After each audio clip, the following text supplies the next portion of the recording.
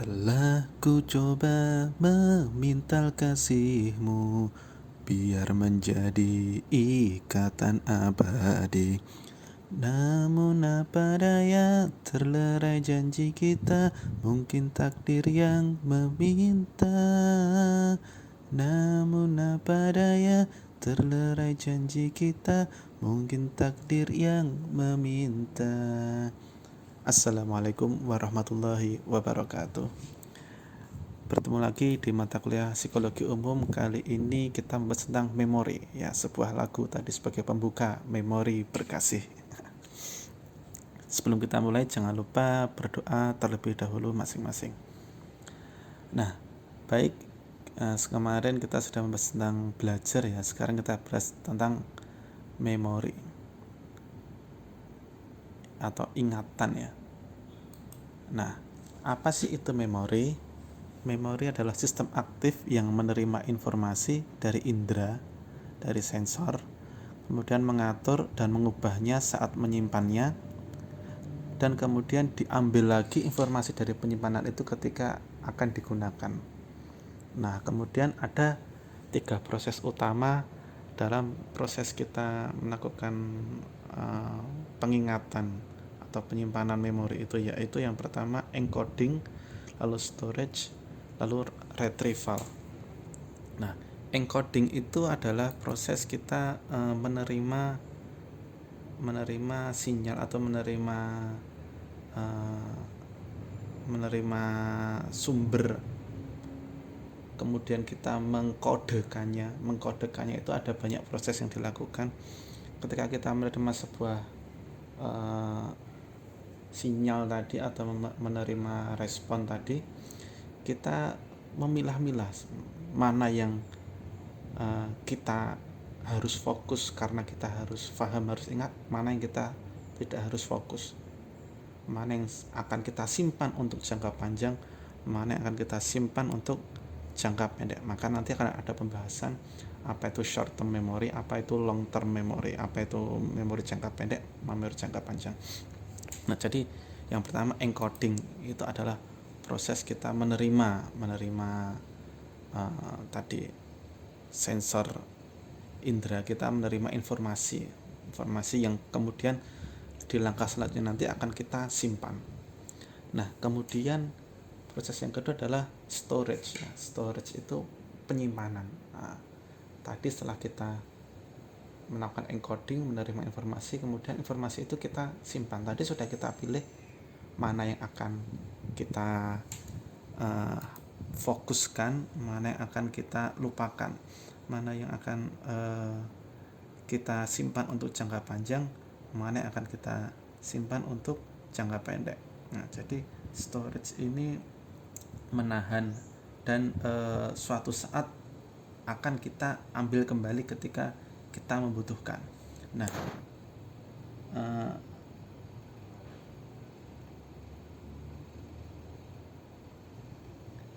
memori yang sudah kita tanamkan di dalam storage ini, dalam istilahnya ya, dalam memory card dalam diri kita ini, suatu saat bisa kita ambil kembali atau mungkin tidak bisa kita ambil kembali, alias kita menyebutnya sebagai fenomena lupa. Nanti akan kita bahas lagi.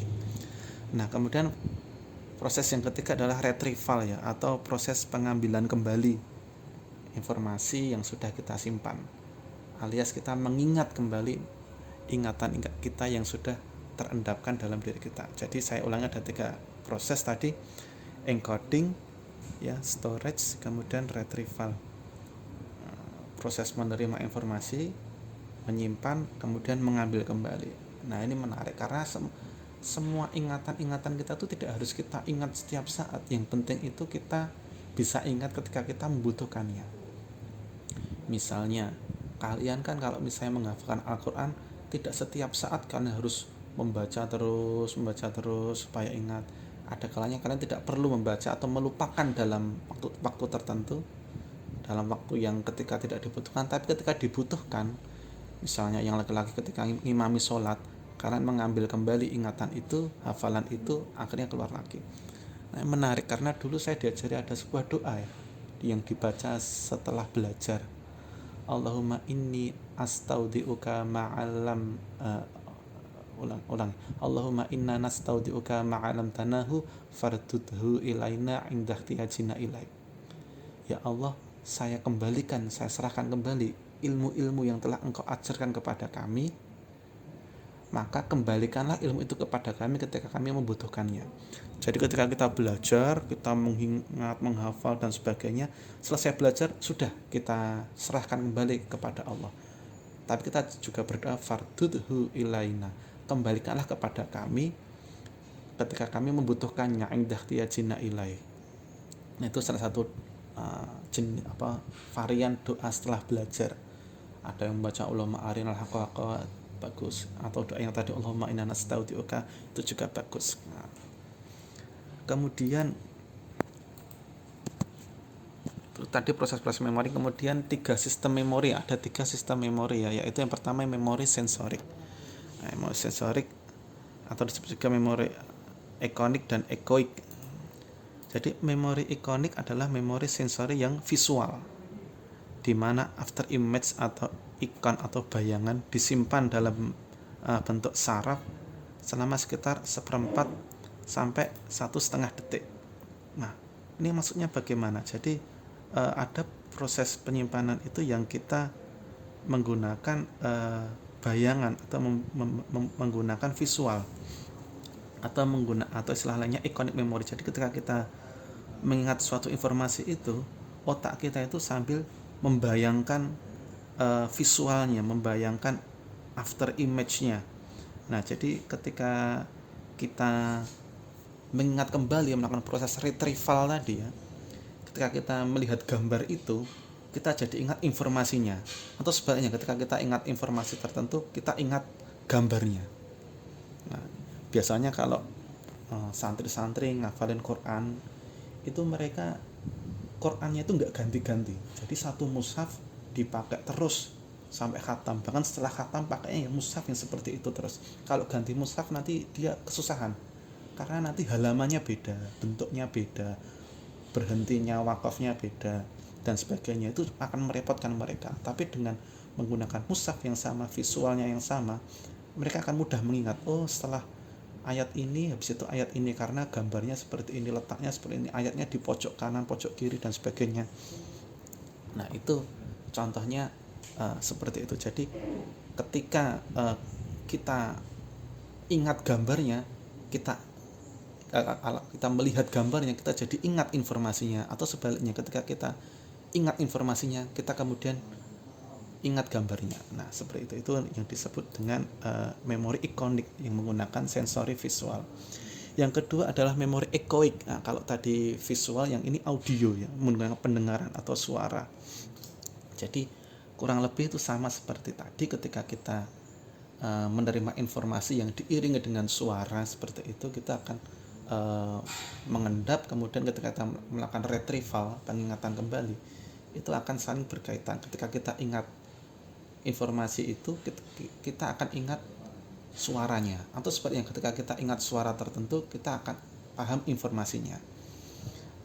Sama seperti santri-santri yang menghafalkan Al-Quran, itu ada yang menghafalkannya lewat audio, lewat murotal. Nah, seperti itu ada suaranya. Ketika dia mendengarkan murotal ini, oh dia tahu, oh habis ini ayat ini, karena dia sudah familiar dengan suara itu, familiar dengan lanjutannya. Nah, seperti itu.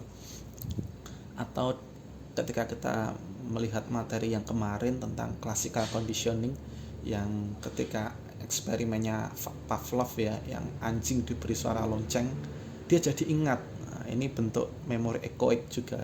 Ketika ada suara lonceng, akan diikuti oleh makanan yang datang. Nah, itu bentuk salah sistem memori yang pertama, yaitu memori sensorik. Yang kedua adalah memori jangka pendek ya. Sistem memori yang kedua adalah memori jangka pendek atau disebut juga STM, short term memory ya. Jadi kalau kalian mendengar istilah STM, short term memory, yaitu memori jangka pendek. Memori jangka pendek adalah tempat informasi itu disimpan, tapi sekaligus juga informasi itu disadari dan digunakan.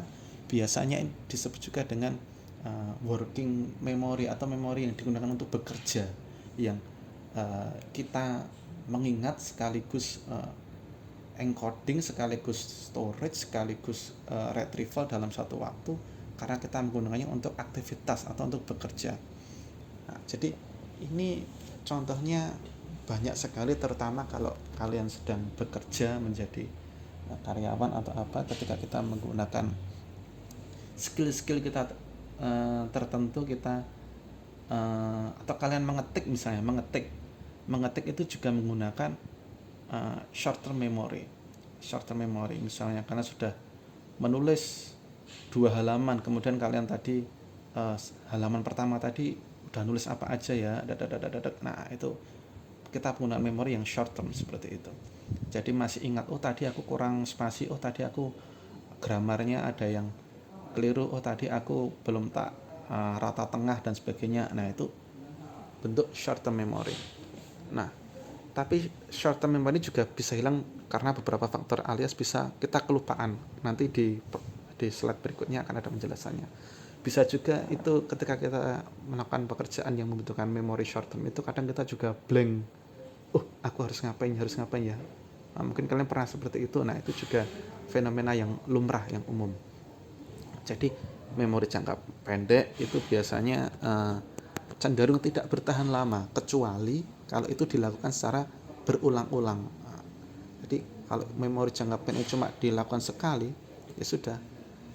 Misalnya ya, para khotib yang menulis khutbah Jumat seperti itu, mungkin dia menulisnya 1 jam atau 2 jam sebelum khutbah. Ketika khutbah dia sudah membaca lancar, menguasai materi.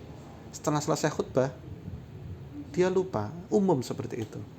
Nah saya jadi ingat dulu itu saya pernah KKN di Bangka Belitung, dulu saya KKN-nya. Salah satu program kerja kami adalah pemakmuran masjid ya.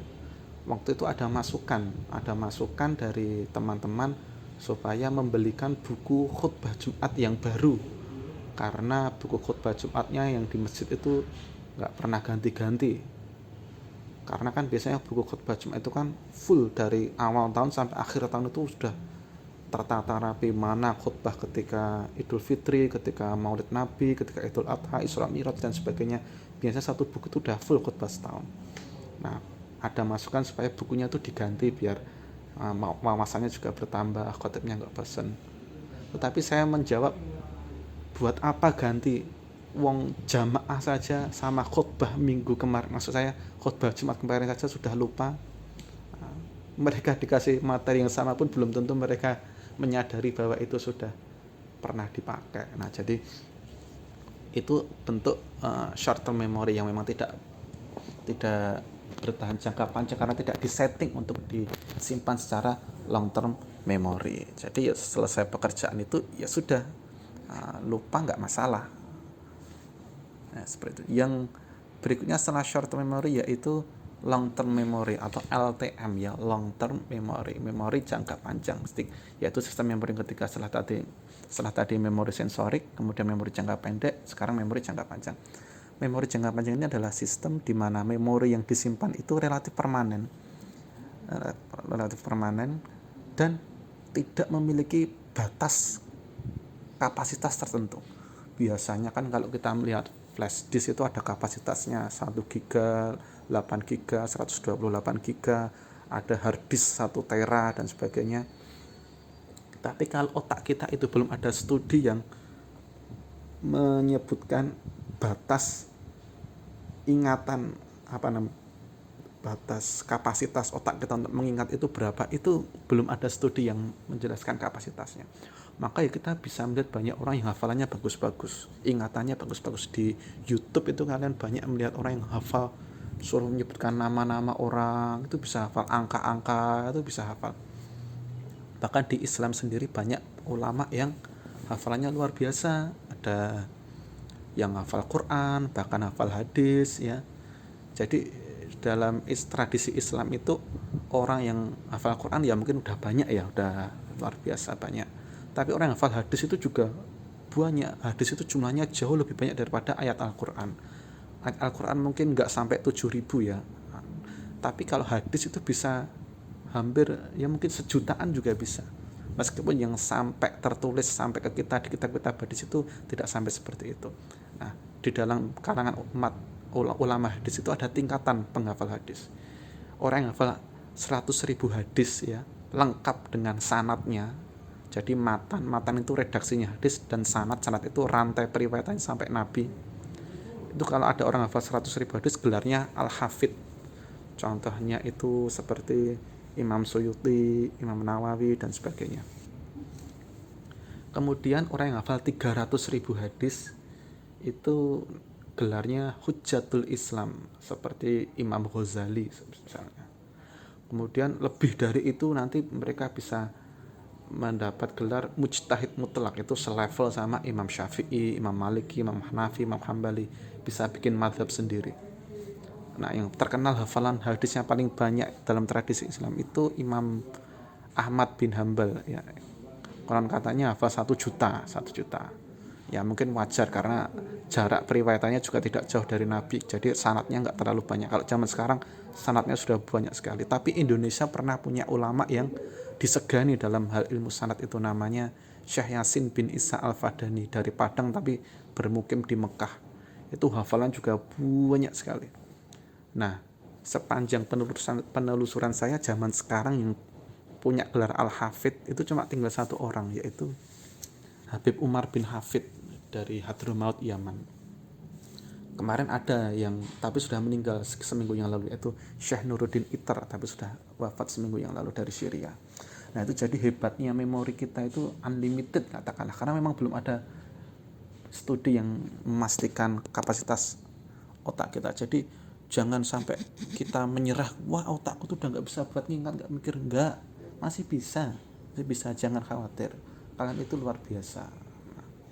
Jangan takut untuk menghafal, terutama menghafal pelajaran-pelajaran, jangan cuma menghafal lagu-lagu. Nah, kemudian kita menyimpan memori jangka panjang ini tentu mulai proses yang lebih daripada yang short term memory tadi. Kita memerlukan perhatian yang lebih, kemudian kita melakukan pemaknaan tertentu dan mengambilnya atau melakukan retrieval itu sesering mungkin supaya kita tidak lupa. Seperti itu. Maka orang yang hafal Quran itu misalnya mereka harus mengulang-ulang bacaannya. Kalau mereka sudah khatam, dapat ijazah tapi nggak pernah baca lagi, ya pasti lupa. Nah, maka jangan sampai seperti itu buat yang menghafal Al-Quran, karena melupakan Al-Quran itu dosa besar. Nah, seperti itu. Lanjut, kita mulai membahas tentang lupa. Nah, Ebbinghaus itu nama ilmuwan juga, ilmu psikologi, menunjukkan ada istilah curve of forgetting atau kurva lupa. Nah, Ebbinghaus ini menemukan bahwa informasi sebagian besar hilang dalam waktu 1 jam.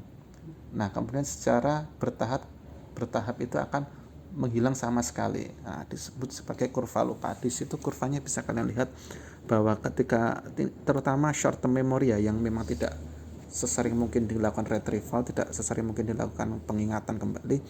Nah, kalau masih kurang dari 20 menit itu ingatannya itu masih 100%, alias retentionnya itu masih 100%, masih benar-benar ingat sambil bekerja, sambil mengingat, sambil melakukan retrieval. Kalau belum ada 20 menit itu masih 100% ingatannya. Tapi kalau sudah 1 jam itu mulai berkurang 50%. Kemudian 9 jam mulai berkurang sampai sebulan itu tinggal kira-kira 21%. Jadi ya masih ingat, tapi ingatnya tinggal 21%, alias tinggal 1/5-nya saja kira-kira. Nanti makin lama setelah 1 bulan akan semakin memudar, sehingga ketika kita mau mengingat lagi ya kita harus melakukan itu lagi. Seperti itu, nggak bisa instan, nggak bisa otomatis. Lalu kenapa sih kita bisa lupa? Nah, ada 3 teori utama tentang lupa ya. Yang pertama adalah encoding failure atau kegagalan melakukan encoding. Encoding tadi menerima informasi. Bisa jadi ketika kita menerima informasi itu kita tidak fokus, kita tidak perhatian, kita sambil melamun, kita sambil melakukan aktivitas yang lain, multitasking. Nah, jadi itu mengakibatkan kita tidak bisa mengingat dengan sempurna. Nah, maka ketika kalian pengen menyimpan sebuah ingatan dengan sempurna, ya kalian harus fokus, harus perhatian, harus here and now, harus mindful, ya harus sadar. Jangan sampai setengah sadar atau bahkan mungkin ya nanti informasinya cuma masuk telinga kanan, keluar telinga kiri. Tapi kalau kita fokus, perhatian, tidak disambi dengan hal-hal yang lain, tidak ada informasi lain yang mencampuri kita melakukan encoding, yaitu bisa fokus. Maka santri-santri itu kalau menghafal Al-Quran itu mereka biasanya mencari tempat yang sepi, bahkan mereka sambil misalnya menutup mata supaya kemudian fokus sambil deres, atau bahkan menutup telinga juga supaya nggak kedengaran suara-suara, nggak dengar musik-musik dan sebagainya, supaya mereka fokus menghafal yang mereka masukkan ke dalam otak itu berupa informasi dari Al-Quran. Teori yang kedua yaitu memory trace decoy teori, yaitu teori yaitu memori kita itu sudah lapuk karena tidak pernah digunakan, karena tidak pernah diretrieval. Kalau orang yang baca Al-Quran itu ya lama nggak deres, ya sudah lupa. Jadi nyambung ke teori Ebbinghaus tadi ya, kalau memorinya itu tidak diretrieval selama 1 bulan tadi, sudah tinggal 20% saja, apalagi lebih dari 1 bulan, makin menurun. Maka orang-orang yang hafal Quran itu biasanya mereka minimal 1 hari itu 1 juz, ada yang 1 hari 5 juz, sehingga 1 minggu khatam, ada yang 1 bulan khatam. Tapi mereka rutin seperti itu supaya kurva lupa Ebbinghaus ini tidak berlaku ke mereka, karena mereka melakukan retrieval terus setiap hari. Nah, itu yang pertama tadi, orang lupa karena tidak fokus, tidak perhatian ketika melakukan encoding. Yang kedua, karena tidak pernah melakukan retrieval, ya tidak pernah mengingat kembali, menggunakan informasinya, menggunakan memorinya. Yang ketiga adalah interference theory atau kecampuran, ketambahan dan sebagainya.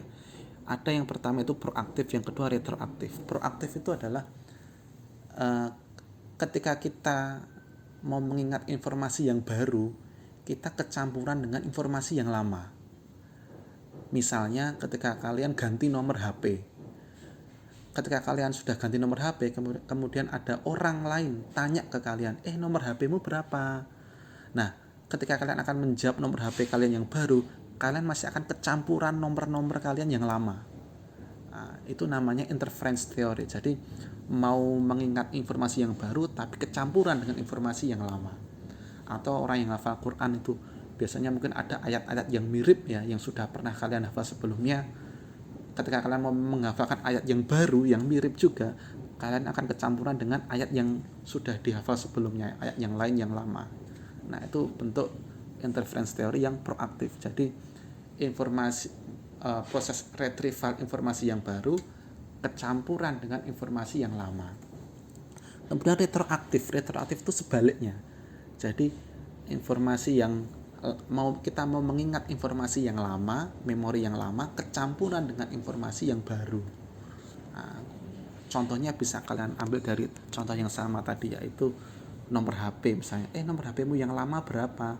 Karena kalian sudah kadung hafal yang memori yang nomor yang baru, ketika menyebutkan nomor yang lama, ya berarti kalian akan kesusahan karena yang diingat hanya memori yang baru, nomor yang baru. Atau ayat Al-Quran juga sama seperti penggunaannya, mau mengingat ayat yang dulu sudah pernah dihafal kecampuran dengan ayat yang belum lama dihafal, akhirnya menjadi terinterferensi. Nah, itu akhirnya mengakibatkan kita lupa.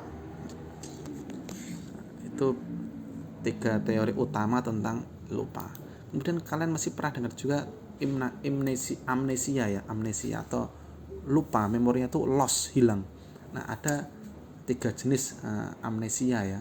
Penyebab amnesia ini juga banyak versi ya, alias tidak ada kesepakatan karena apa. Bisa jadi memang karena kesalahan di saraf, bisa jadi karena tadi yang 3 teori kelupaan tadi juga bisa juga karena genetik, macam-macam. Jadi tidak jelas penyebab utamanya.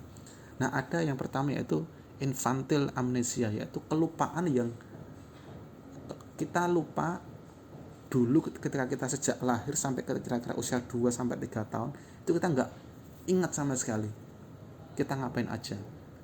Jadi usia sebelum kita 2 atau 3 tahun itu kita nggak ingat sama sekali kita ngapain aja, kita lihat apa, dengar apa, kita nggak ingat. Nah itu namanya infantile amnesia. Umum itu dilakukan, dialami oleh orang-orang dimanapun siapapun. Yang kedua, retrograde amnesia. Itu jadi ketika kita melakukan kita kena amnesia, katakanlah kita kecelakaan kemudian amnesia, itu dia tidak mampu mengingat memori sebelum dia kecelakaan. Jadi antara sebelum kecelakaan itu dia nggak ingat ngapain aja, tadi saya kecelakaan tuh habis ngapain ya, tidak ingat. Tapi setelah peristiwa kecelakaan itu dia belajar lagi, dia bisa ingat hal-hal yang terjadi setelah dia amnesia, yang sebelum amnesia tidak bisa diingat lagi. Memang ini bisa dikembalikan juga dengan hipnosis juga bisa, tapi itu pun harus benar-benar melakukan penggalian alam bawah sadar yang benar-benar kuat dan jarang sekali berhasil. Kemudian yang ketiga adalah anterograde amnesia, itu lawannya retrograde. Nah, kalau retrograde itu kelupaan sebelum kejadian amnesia, sebelum kejadian kecelakaan tadi. Kalau anterograde itu kelupaan atau susah menghafal, susah mengingat setelah kejadian kecelakaan itu, setelah kejadian amnesia itu. Jadi ketika sebelum kecelakaan dia ingat gini, tapi setelah kecelakaan itu dia jadi linglung, jadi bingung, memorinya nggak bisa digunakan dengan seperti semula, dan bahkan beberapa kasus mengakibatkan Alzheimer, lupa yang nggak jelas penyebabnya apa, lupa saja, blank, atau lupa yang benar-benar tidak bisa dijelaskan. Nah, kemudian yang terakhir, bagaimana sih cara meningkatkan kemampuan ingatan? Yang pertama adalah makan makanan yang sehat, nutrisi yang sehat, yang terutama mengandung omega 3 dan DHA. Maka biasanya anak bayi itu banyak susu-susu atau minuman bayi, makanan bayi yang dipromosikan di iklan-iklan mengandung omega 3 dan DHA, karena untuk meningkatkan kemampuan otak, untuk belajar, untuk mengingat dan sebagainya. Nah, itu salah satunya itu. Yang kedua, latihan fisik, olahraga, ya, exercise. Jadi dengan kita olahraga itu saraf-saraf kita itu jadi nyala semua, dipakai semua, nggak ada saraf kita yang nganggur, sehingga ketika kita mengingat itu kan kita harus mengaktifkan saraf-saraf kita, jadi kita mudah untuk mengingat. Tapi kalau saraf-saraf kita jarang digunakan, jarang buat aktivitas, kita mengingat juga susah. Yang ketiga, istirahat yang cukup, tidur yang cukup. Nah, kalau tadi latihan fisik ya kita jangan terus latihan terus, sarafnya kepake terus nggak pernah istirahat, ya akhirnya kecapean, tidak ada regenerasi saraf, regenerasi sel, metabolisme tubuh. Nah, maka diimbangi dengan istirahat yang cukup supaya saraf-saraf kita bisa berfungsi dengan baik dan maksimal. Nah, itu saja yang bisa saya sampaikan. Kurang lebihnya mohon maaf. Assalamualaikum warahmatullahi wabarakatuh.